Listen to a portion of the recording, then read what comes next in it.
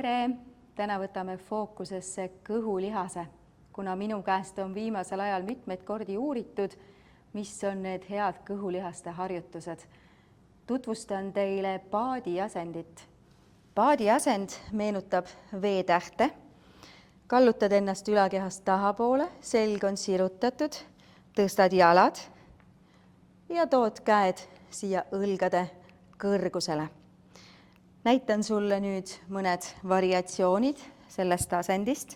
Too käed õlgade alla, kallutad ennast ülakehast tahapoole, hoiad sirget selga, tõstad jalad ja tood ühe varba matile ja siis tood teise varba. Võid teha seda harjutust ka koos jalgadega, tood mõlemad varbad matile ja tõstad. Teine variatsioon, kus kaasame ka küljelihased, tood jalad diagonaali, rullid eest läbi ja tood jalad teisele poole. Nüüd natuke raskem variant sellest harjutusest. Tuled siia kõverdatud jalgadega, seejärel sirutad, kõverdad, tuled keskelt läbi ja sama teisele poole. Sirutad, kõverdad ja tuled keskele tagasi. Kui soovid, võid seda harjutust teha ka sirgete jalgadega. Tood jalad ühele poole, tood kaarega eest läbi ja tood jalad teisele poole.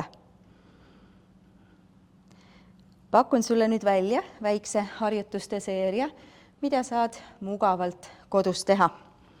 Käed õlgade all, tõstad jalad ja tuled kas vaheldumisi, ehk siis üks jalg korraga või mõlemad jalad korraga, kokku 10 kordust. Seejärel tood jalad diagonaali, jätad jalad kas kõverdatuks või sirutad. Tule mõlemale poole 5 kordust.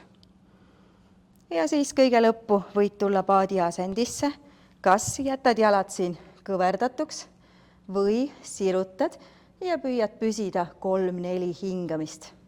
Seejärel väike lõdvestus, lased põlvedel vajuda ühele poole ja teisele poole ja tuled veel 2 samasugust ringi, hoia ringide vahel, pausi 30 sekundit kuni minut. Võid jätta mulle kommentaaridesse, milline on sinu kõige lemmikum kõhulihaste asend. Kohtumiseni järgmisel korral.